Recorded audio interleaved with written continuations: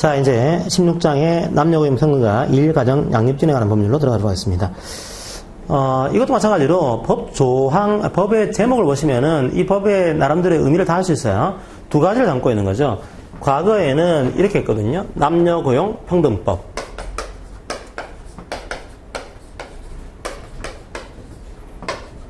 자, 요렇게 했다가, 그러니까 과거의 법은 평등에 관한 법만 나와 있는 겁니다. 근데 나중에 되면서 점점 어떤 오라벨이 중요해지면서 하나 추가했죠. 및 일가정 양립 지원하겠다. 이런 법률이에요. 그러니까 이 법은 이 법의 이름만 보더라도 두 가지를 담고 있겠네. 이게 보여요. 첫 번째로 평등이니까. 평등을 바로 하게 되면, 거꾸로 얘기하게 되면 차별하지 마세요. 이게 들어가 있을 거죠. 남녀 차별하지 마세요. 이 내용들. 그 다음에 일가정 양립 지원. 이게 가정생활하고 이제 직장생활을 같이 할 수 있도록 뭔가 뭐 육아직이라든지 뭐 이런 걸 주겠네. 이런 것들로 들어가 있는 겁니다. 그래서 크게 두 가지. 차별하지 마세요. 가정도 함께 생활할 수 있도록 도와주세요. 이 내용들이 들어가 있는 겁니다. 첫 번째, 차별하지 마세요. 이 문제예요. 정의조항 한번 볼까요? 정의조항. 430쪽의 정의조항. 차별, 볼게요. 차별. 자, 차별조항은 두 가지가 있습니다. 하나가 여러분이 아는 차별은 어떤 차별이 있는가 하면 직접 차별이 있고요. 그 다음에 간접 차별이 나올 수가 있거든요. 직접 차별은 뭔가 하면은 대놓고 차별하는 거예요. 그대가 여자라는 이유만으로, 그대가 남자라는 이유만으로 그냥 여자는 얼마 준다, 남자는 얼마 준다. 이건 대놓고 차별한 거죠, 그죠? 이게 직접 차별이에요. 그런데 차별을 요즘 그렇게 할까요? 그렇게 안 해요. 대놓고 여성 몇 프로 이렇게 안 합니다. 오히려 간접적으로 그냥 이런 식으로. 옛날에 승진 코스 중에 하나가 여기는 A 승진 코스, B 승진 코스. 그러니까 승진 코스를 따라잡은 겁니다. A 코스에 다니는 분들은 뭐 과장 들어와서 부장이다. 이렇게 되어 있다고 한다면 B 코스는 들어왔더니 뭐 주임, 대리, 과장, 차장, 부장식으로 만들어놨다. 그러면 차별하고 있는 건데 이거 뭔 차별 아니에요? 보니까 여성을 대놓고 차별한 게 아닌 겁니다. 그냥 승진 코스를 만든 겁니다. 이 코스는 A 코스, 이 코스는 B 코스. 근데 나중에 봤더니 이 회사에서 B 코스는 거의 여성이다. 이거. 그러니까 밖에서 볼 때는 중립적으로 보이는 그런 차별일지라도 결과적으로 이 조건을 충족하는 성의 숫자가 압도적이다. 이런 경우에는 이건 간접 차별이에요. 직접 한 건 아니지만 간접적으로 결과적으로 차별한 거다. 우리 남녀고용 평등에서는 이 간접 차별도 차별로서 인정하고 있습니다. 그게 1번이죠. 그죠? 자, 사업주가 성별, 혼인, 가족 안에서의 지위, 임신 또는 출산 등의 사유로 차별하고 있다. 이것도 차별이지만 가로 열고 사업주가 채용 조건이나 근로 조건은 동일하게 적용하더라도 그러니까 밖으로 내세우는 조건은 중립적이에요. 그런데 봤더니 그 조건을 충족할 수 있는 남성 또는 여성이 다른 한 성에 비해서 현저히 적고 그에 따라서 결과적으로 특정 성에게 불리한 결과를 초래한다. 그리고 그 조건이 정당한 것임을 증명할 수 없다? 이 경우는 간접 차별이다. 이게 대놓고 차별한 건 아니지만 사실은 이걸 충족할 수 있는 게 남성밖에 없지 않냐, 여성밖에 없지 않냐? 이거는 차별인 거지. 그렇게 보고 있는 거예요. 자, 그런데 박사님 보시면은 차별로 안 보는 경우가 있습니다. 즉, 합리적인 차별이다. 이건 차별로 막지 않겠습니다. 그 내용이 세 가지가 있어요. 직무의 성격에 비춰서 특정성이 불가피하게 요구되는 경우. 자, 성격 자체가요, 남성밖에 일을 못해요. 여성밖에 일을 못해요. 그때는 여성 우대합니다. 가능해요, 이거는요. 우리나라 좀 그렇게, 우리나라는 실제로 이해를 되긴 그런데, 목욕탕 같은 데서는 만약에 여성 목욕탕, 남성 목욕탕, 남성만 봐야겠죠, 그죠? 남성 목욕탕은. 그런 경우는 차별이 아닌 겁니다. 우리나라는 화장실 안 되겠다. 화장실은 우리 여성들이 많이 하니까, 그죠? 그러니까 그런 식으로 해서 만약에 화장실도 남자 화장실 남자만 뽑습니다. 라고 하더라도 그건 문제가 없는 겁니다. 특성성을 불가피하게 요구하는 그런 성격들이 있어요. 그런 경우는 차별이 아닙니다. 그 다음에 또 뭐가 차별 안 보는가 하면 왜 여자들은 왜 출산휴가를 주는 거예요? 그 출산 줘야겠죠. 애 낳으려고 하는 건데 그러니까 모성보호를 한 조치를 취하고 있다. 이거는 차별이 아닌 거예요. 왜냐하면 그 차별은 여성 그 자체를 위한 차별이 아니고 태아를 위한, 이제, 다른 사람을 위한 보호를 위한 것들을 함께 담고 있는 겁니다. 그래서 여성의 보호와 그 태아의 보호를 함께 규정하고 있는 그런 모성 보호를 위한 조치를 취하는 경우에는 그냥 차별 안 보겠다 해놨어요.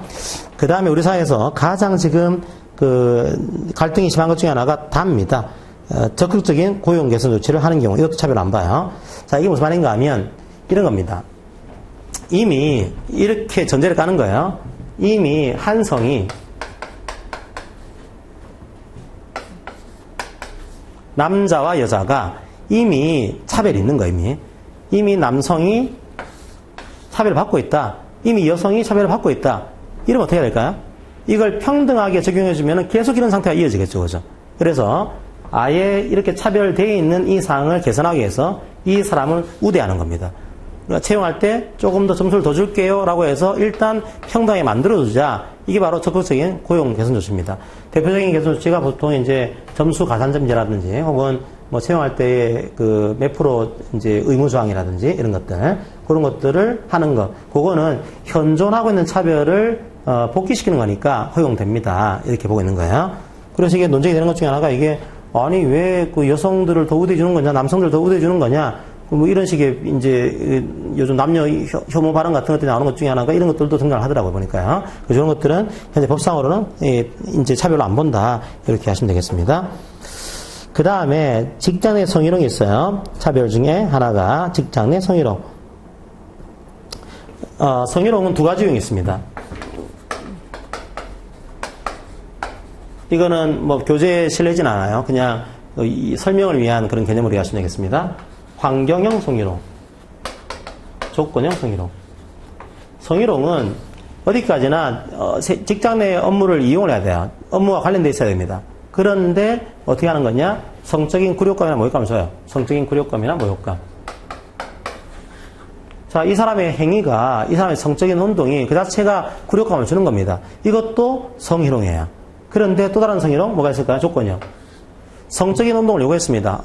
미쓰기 맘마 이렇게 했어요. 안마 안 했어요. 그랬더니 다음번에 승진 누락 이런 거예요. 그러니까 어떤 조건을 걸고서 이 성적인 운동을 너가 해주면은 승진을 시키겠지만 만약에 안 해주면은 승진 안 시키겠다. 안 해주면은 해고시키겠다. 이게 조건을 한 겁니다. 그것도 성희롱이에요.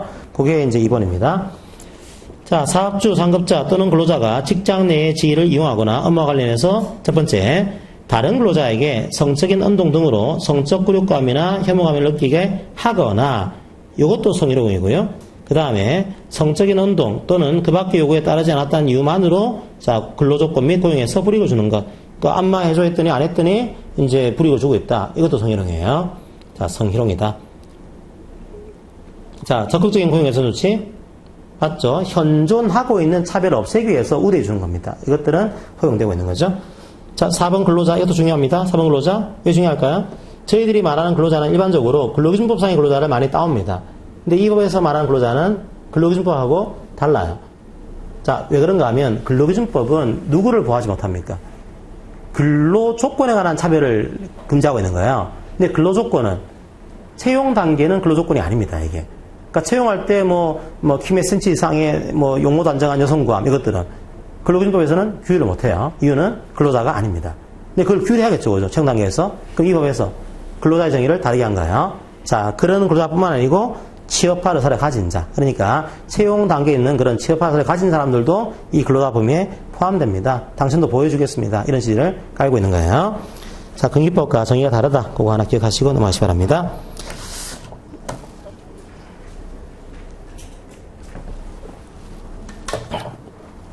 그 다음에 430쪽에 이 법은 모든 사업장에 적용됩니다. 모든 사업장.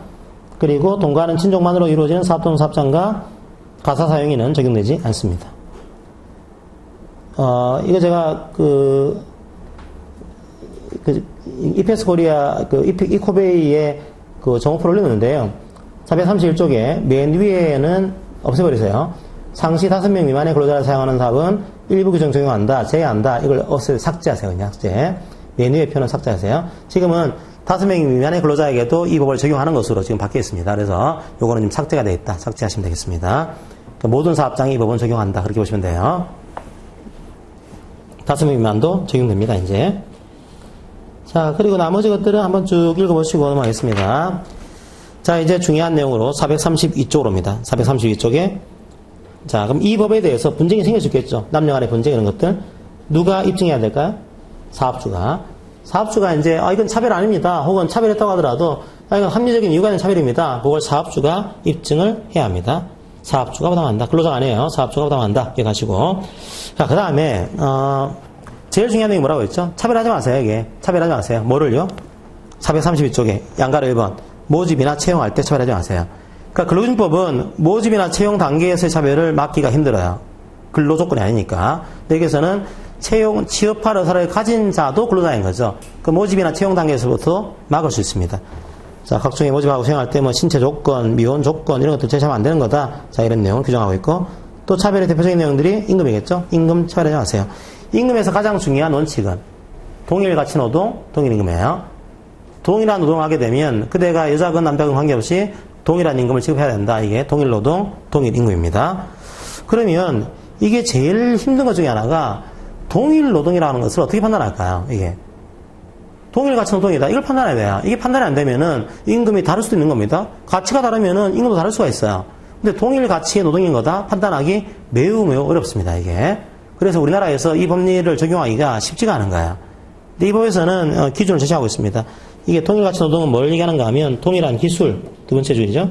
동일한 노력, 동일한 책임, 동일한 작업 조건. 이걸 보고 나서 이게 동일하면은 이게 동일 가치 노동인 거다. 이런 식으로 가지고 있어요. 다 충족해야 돼요. 이게 어려워요. 그리고 잘 나오는 그 기출문제 세 번째 본단. 사업주가 임금 차별을 목적으로 설립한 별개의 사업은 동일한 사업으로 봅니다. 그러니까 임금 차별하면 안 된대. 근데 이 회사와 이 회사가 다르면은 차별이 아닌 거잖아. 그죠? 그러니까 우리 회사 내에서는 차별이 안 되니까 차라리 다른 회사 만들어가지고 이 회사의 여성들을 그냥 보내놓자. 그럼 여기와 여긴 차별하더라도 차별이 아닌 거니까 그거 하지 말라는 거예요. 이게요. 그거 하지 말라고. 원래 사업은 같은 회사가 아니면은 차별이 허용되는데 이 사업 만드는 이유가 임금 차별을 목적으로 해서 만들어버렸다. 이 경우는 안 되는 거다. 맞고 있는 거예요. 그게 맨 마지막 문단이죠. 사업주가 자, 임금 차별을 목적으로 설립한 별개의 사업은 동일한 사업으로 본다. 양가로 3번 복리후생 차별하지 마세요. 복리후생도 차별하지 마세요. 양가로 4번 교육 배치 승진도 차별하지 마세요. 양가로 5번 정년 퇴직 해고할 때도 차별하지 마세요. 그 밑에 하나 더 있죠. 혼인, 임신 또는 출산을 퇴직 사유로 예정하는 근로계약. 당연히 안 돼요. 당신이 혼인하면은 이제 회사 그만두는 것을 합니다. 사인했어요. 효력이 없어요. 당신이 임신하면은 그만두는 거 합니다. 사인했어요. 효력이 없어요. 그런 것들. 자, 그런 것 당연히 근로계약으로서의 효력이 없다. 이렇게 정리하시면 돼요. 자, 이제 성희롱 내용을 보도록 하겠습니다. 433쪽에 성희롱. 워낙 뭐 최근에 등장하는 그 성적인 범행이라든지 성희롱 같은 것들은 최근에 상당히 중요한 이슈가 되어 있습니다.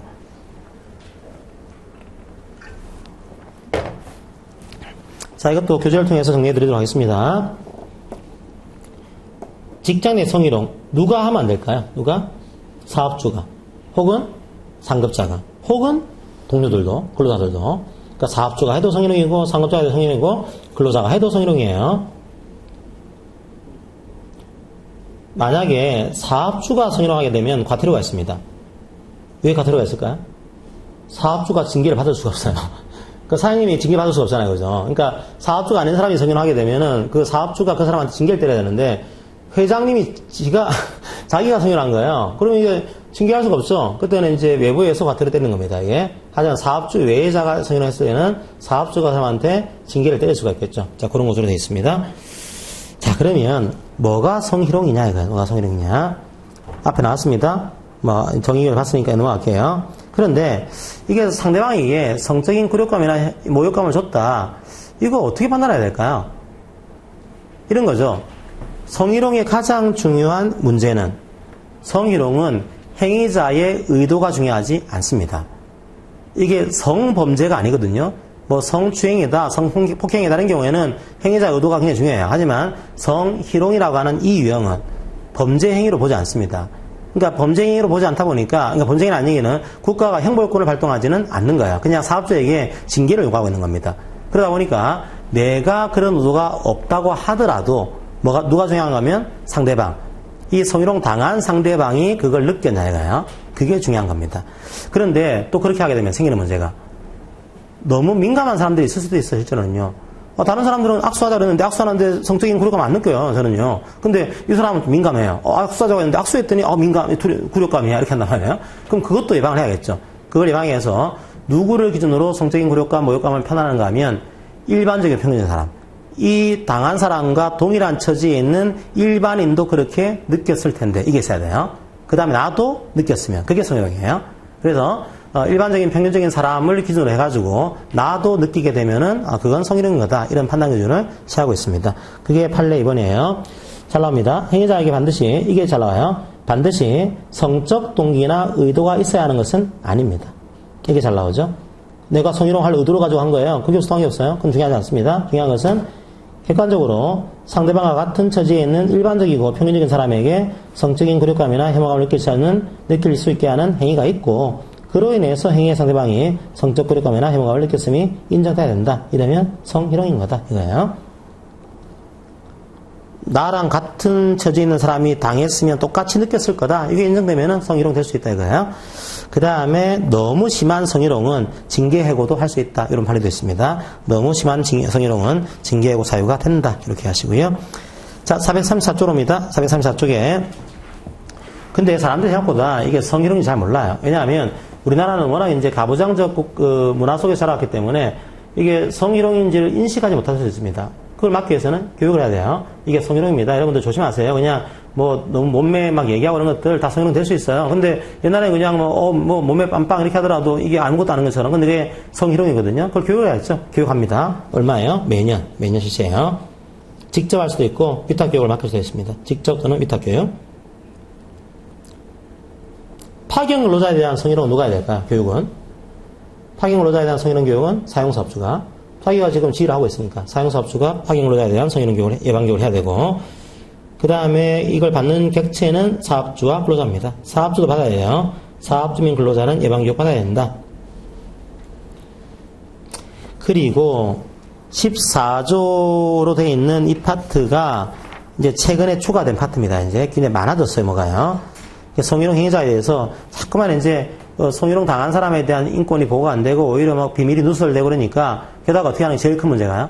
성희롱 당했습니다 얘기했는데 성희롱 한 사람이랑 같은 사업장에서 근무를 하고 있는 거예요. 이 사람 성희롱 했었는데 여전히 이 사람은 그대로 두고 이 사람도 그대로 두고 조사하는 동안에 그냥 같은 팀에 있는 겁니다. 이게 안 된다. 이게 막아야 되는 거 아니냐. 그런 식으로 해서 몇 가지를 추가했어요. 자, 한번 보겠습니다. 14조에 누구든지예요.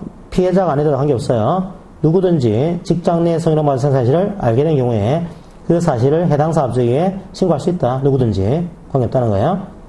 그러면 신고했으면 조사를 해야겠죠. 조사를 해야 된다. 주의할 것은 그런 조사 과정에서 성적인 수치심을 느끼지 않도록 해야 된다. 그러니까 느끼게 하는 거죠. 실제 조사 과정에서. 아니 말이야, 네 옷을 그렇게 입고 왔으니까 성희롱 당하지 이렇게 얘기하면 얼마나 수치스럽겠어. 그런 것도 느끼지 않도록 네가 조사할 때 들어왔으니까 그런 거 안 느끼도록 조사해라. 너무 막 하지 마라. 이런 식으로 지금 주의를 주고 있는 겁니다. 그 다음 세 번째로, 자, 만약에 피해자가 보호를 해야겠죠. 피해자를. 그래서 필요하면은 근무장소의 변경, 유급휴가 명령 등의 필요한 적절한 조치를 해야 된다. 이게. 나는 뭐 그렇게는 원치 않아. 그러면은 의사에 반하는 조치를 해서는 안 된다.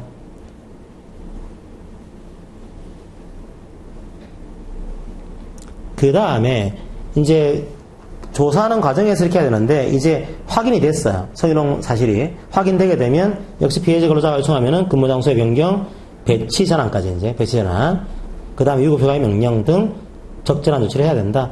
그러니까 이제 이 사람 성희롱 했잖아, 맞잖아요. 그러면 저 바꿔주세요. 이 사람하고 같이 못 있어요. 이렇게 이제 적절한 조치를 취해야 됩니다. 그 다음에 행위를 한 사람에 대해서 어떻게 해야 될까요? 행위를 한 사람, 성희롱 행위를 435쪽에 징계, 근무장소의 변경 등 필요한 조치를 해야 된다. 징계를 때리고 이제 근무장소를 바꾸고 하는 식의 필요한 조치를 해야 된다.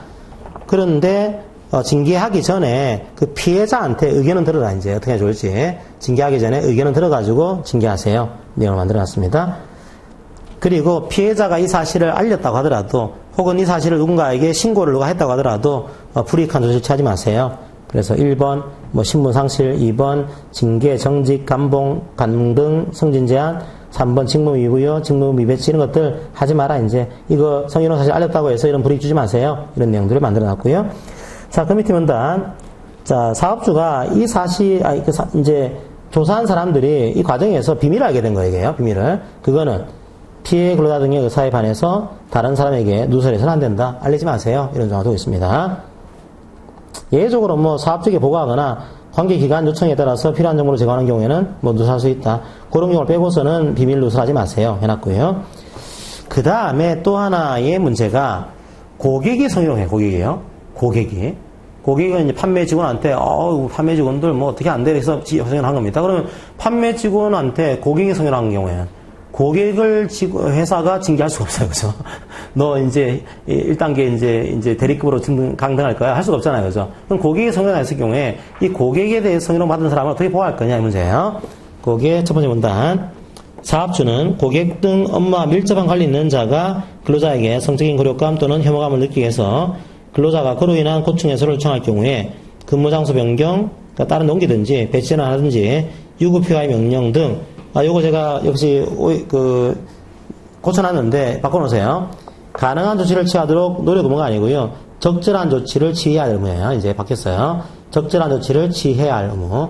적절한 조치를 취해야 한다고 되어 있습니다. 노력이 아니고 해야 돼요. 적절한 조치를 취해야 한다. 근데 만약에 적절한 조치를 취하지 않으면은 과태료 부과하겠다 만들어놨습니다.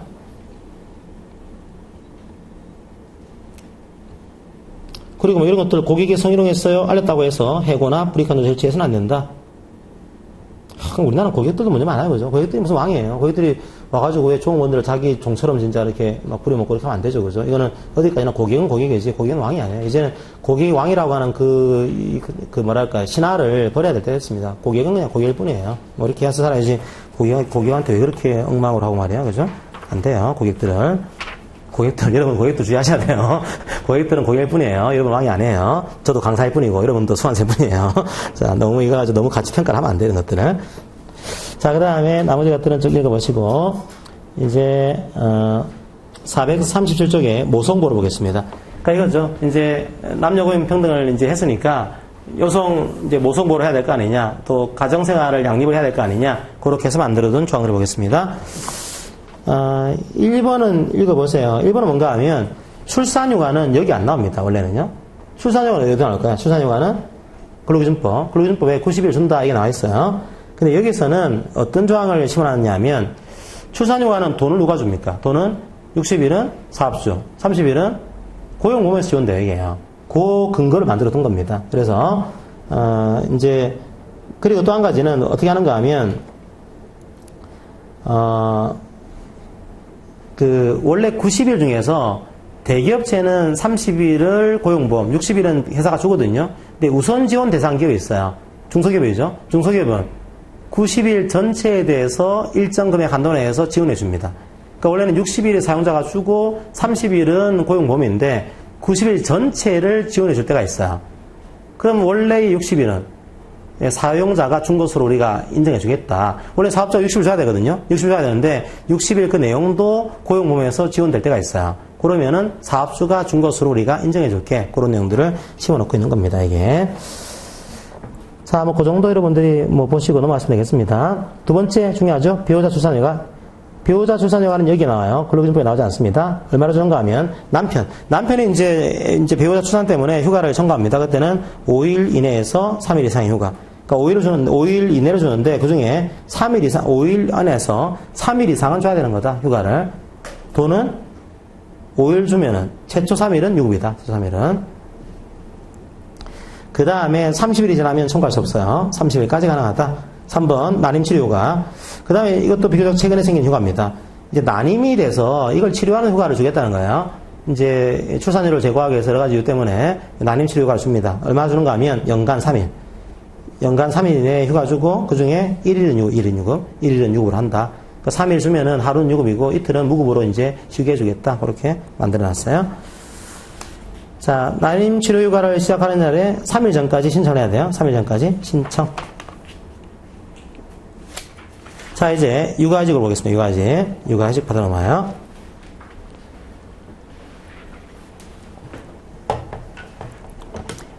아이를 키우기 위한 휴직입니다. 근데 여러분은 아이인가요? 우리는 영원한 아이지만 어머니한테는 그래도 아이는 정해져 있겠죠. 여기서는 만 8세 이하, 그리고 초등학교 또는 초등학교 2학년 이하의 자녀, 만 8세 이하나 초등학교 2학년 이하의 자녀를 양육하기 위해서 신청하는 거예요. 그때 허용하는 겁니다.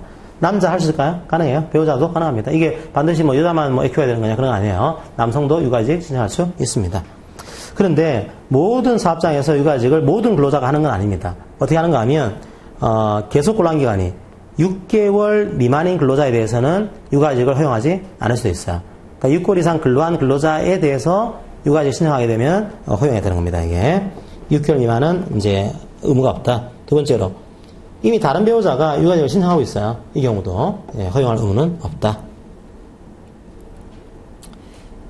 예, 신청 시기나 읽어보시고요. 몇 년이죠? 기간이요? 1년 이내. 이게 공무원들이나 교원들은 3년입니다. 3년. 그러니까 일반 근로자들은 아직 1년이라서 조금 짧죠. 그러니까 공무원들은 이게 만약에 쌍둥이 임신했다. 교원들이나 공무원들이 그럼 어떻게 할까요? 6년 쓸 수 있죠. 6년. 한 아이당 3년이거든요. 그러니까 한 아이 3년 쓰고 다시 한 아이 3년 쓰고 이런 식으로. 우리는 그냥 1년이겠죠. 그죠? 그렇게 되어 있어서 이것도 바꿔야 되는 거 아니냐 그런 내용은 나오고 있는데 아직까지는 1년을 한다 이렇게 돼 있고. 그 다음에 육아직 회사별로 안 잡니다. 이게요. 이제 사라지고 새로 뽑아야 되니까 이제 대체 근로자 써야 되니까. 그렇다고 해서 해고하지 마세요. 자, 육아직을 이유로 해서 해고나 그 밖의 불리한 조치를 취해서는 안 됩니다. 그리고 해고를 할 수 없습니다. 그 기간 중에는. 이것도 기억나시면 모르겠어요. 해고를 할 수 없는 기간이 있습니다. 언제였을까요? 여성의 출산휴가 기간과 그 후 30일간. 그 다음에 산재 때문에 휴업한 기간과 그 후 30일간. 그 다음에 여기에요. 육아직 기간. 자, 육아직 기간도 해고를 금지를 시키고 있습니다. 육아직 기간 해고 못한다. 복귀하게 되면 같은 업무나 같은 수준의 임금을 지급하는 직무에 복귀를 시켜야 돼요. 적어도. 육아직 갔다 왔더니 엉뚱한 데로 복귀시키면 안 된다는 거예요. 적어도 같은 업무 혹은 같은 수준의 임금을 지급하는 직무에는 복귀를 시켜야 된다. 육아직 기간은 근속기간일 거 아닐까요? 근속기간 맞아요. 한마디로 육아직을 거친 다음에 퇴사했다고 하더라도 그 기간 포함해서 퇴직금 지급을 해야 되는 것입니다. 그런데 뭐가 빠지는가 하면 이게 빠집니다. 아까 제가 오전 시간에 이런 말씀 드렸죠. 기간제 근로자들은 2년을 초과하면 무기하게 된다. 파기 근로자들도 2년을 초과하게 되면 사용사업주가 고용해야 된다. 근데 이 안에 육아직이 끼어 있는 겁니다. 이걸 포함해서 2년. 그건 아니에요. 이게 기간제가 무기계약이 되는 그 기간, 파견 근로자를 고용을 해야 되는 그 기간 속에는 육아직간이 빠집니다. 이건 포함 안 돼요. 왜 그런가 하면 이걸 포함시키게 되면 사용자가 육아직을 쓰게 하는 것을 좀 꺼려할 거 아니냐 이게 포함이 안 돼야지만 더 쓸 수가 있는 건데 이게 포함되면 뭐 거의 육아직 1년이고 이제 1년 사용하게 되면 그 다음에 고용해야 되는 거니까 이건 좀 부담된다. 그래서 원래는 근속기간이지만 비정규 근로자 보호를 위한 그 기간 속에는 빠지게 된다. 그렇게 이해하시면 돼요. 육아직 급여, 육아직 기간은 돈 안 나옵니다. 무급이에요. 사업주가 줄 돈이 의무가 없습니다. 단지 육아직 급여가 됩니다. 지원이 돼요. 이게 고용보험에서 육아직 급여가 지원되고 있는 계속 이제 조금씩 올라가고 있는 구조입니다. 올라가고 있다. 439쪽에 육아기 근로시간 단축제도. 자, 이건 뭔가 하면은 육아직을 또 쓰기 그런 거야. 육아직은 완전히 안 나오는 거죠. 야, 나는 완전히 안 나오지 않고 약간 육아직 기간 동안에 작게 근무하겠다. 이게 시간을 짧게 하겠습니다. 이런 제도가 육아기 근로시간 단축입니다. 그 신청권자가 육아직을 신청하시는 근로자가 나는 짧게 근무할게요. 이거 신청할 수 있어요. 그럼 이를 허용할 수 있다가 아니에요. 허용해야 합니다. 허용해야 한다. 물론 예외적으로 이게 대체력 채용이 불가능하다. 혹은 정상사업 운영에 막대한 제약이 있다. 중대한 제약이 있다. 이 경우에는 허용하지 않을 수도 있습니다. 자, 하지만 이 경우를 제외하고서는 허용해야 합니다. 그럼 얼마 동안 짧게 근무할 수 있을까요? 15시간 이상 30시간 이내. 주당 15시간 이상 30시간 이내. 기간은 이것도 1년입니다. 1년. 그러니까 이게 아니에요. 육아직 1년 플러스 육아직 근로시간 단축 1년 아니에요. 육아직을 쓰든지 육아직 근로시간 단축을 쓰든지 그 통해서 그냥 합해서 1년입니다. 1년. 자, 그렇게 하시고 그 다음에 그러면 시간이 단축이 됐죠. 이 근로조건 어떻게 해야 될까요? 그 육아기 근로시간 단축 중 근로조건 첫 번째 근로시간 비례 적용의 원칙은요. 근로시간 비례 적용. 그것 빼고는 건데 비례해서 적용하는 경우 외에는 불리하게 하지 마라 이거예요. 그거 말고는 불리하게 하지 마세요. 그 다음에 육아기 근로시간 단축 기간 중에 근로조건은 서면으로 정해라 이렇게 하고 있고 연장 근로 안 됩니다. 안 되지만 어떤 경우에 근로자가 명시적으로 청구하는 경우에는 12시간 안에서 마치 아까 그 단시간 근로자들이 12시간 안에서 연장근로 하시는 것처럼 총각근로 하시는 것처럼 여기서도 명시적으로 청구하면은 12시간까지 연장근로 가능하다. 그리고 요 기간은 평균임금 산정할 때 제외됩니다. 왜냐하면 여기가 포함되게 되면 평균임금이 다운되겠죠. 그죠? 이 기간은 한 달, 1일 평균임금 산정할 때는 제외시키세요. 만들어놨어요. 그 다음에 어떻게 사용할 수 있을까요? 이런 육아직을. 첫 번째, 육아직을 한 번 사용할 수도 있습니다. 육아직 1년 가능해요. 두 번째, 육아기 근로시간 단축 1년 가능해요. 세 번째, 육아직 6개월 한 번, 육아휴직 6개월 한 번. 그런 식으로 분할 사용 가능합니다. 1회 안에서. 그 다음에 육아휴직 근로시간 단축 1회. 다시 육아휴직 근로시간 단축 1회. 그런 식으로. 혹은 육아휴직 한 번, 육아휴직 근로시간 단축 한 번. 그렇게 해서 1회 안에서, 1년 안에서 분할 사용 이렇게 나눠 쓰는 게 가능하다. 이렇게 이해하시면 되겠습니다. 자, 나머지는 이제 다를 보겠습니다. 다. 가족 돌봄 휴직을, 이것도 뭐 좀 만들어진 됐지만 비교적 최근의 휴직이죠. 부모가 아파요. 배우자가 아파요. 자녀가 아파요. 배우자의 부모가 아파요. 이런 경우에 누가 돌봐야 됩니다. 그때 가족 돌봄 휴직을 신청하게 되면은 이를 허용해야 됩니다. 허용해야 돼요. 허용할 수가 아니에요. 허용해야 한다. 얼마간 휴직 기간을 줄까요? 441쪽에 연간 제당 90일입니다. 연간 제당 90일. 분할 사용 가능합니다. 한 번 할 때 30일 이상. 이것 때문에 해고해서는 안 됩니다. 이 기간은 근속기간에 포함됩니다. 하지만 평균임금 산정기간에서는 제외됩니다. 임금이 다운되기 때문에 평균임금이. 자, 그렇게 여러분들이 하시고 나머지 것들은 읽어보시면 되겠습니다. 자, 문제 하나 풀고 오늘 마무리할게요. 446쪽에 9번 문제 보겠습니다. 446쪽에 9번 문제 풀고 잠깐 쉬는 시간 드리겠습니다. 446쪽에 9번 문제. 정답이 약간 애매한 것 같죠, 그죠?